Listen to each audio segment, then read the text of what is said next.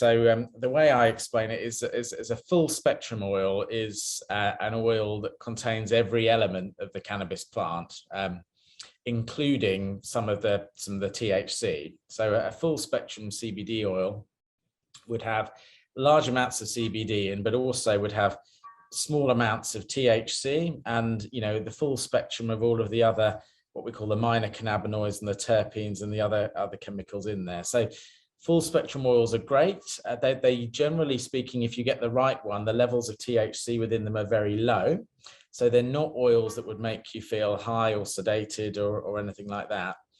But the main downside with a full spectrum oil is they have some THC in, which means that potentially if you were pulled over at the side of the road, you could test positive, even though the levels are very, very low. And I talk to my patients, it's the equivalent of having a tablespoon worth of wine and then going out and driving. It's not going to impair your ability to drive whatsoever.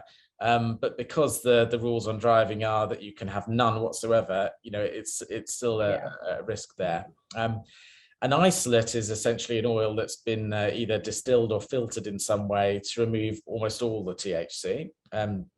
So the real advantage of isolates is that patients can take them without any worry about their ability to drive whatsoever. If they have occupational tests, then there's no worries that they'll return a positive result there. And I've got certainly plenty of truck drivers and even some commercial pilots who use isolate products for that reason. So that's the key. The downside with an isolate is obviously the process of distilling or filtering it can sometimes remove some of the other beneficial chemicals. Sometimes they can then be added back after the distillation process, but not always. So generally speaking, I always prefer to go for a full spectrum if I can.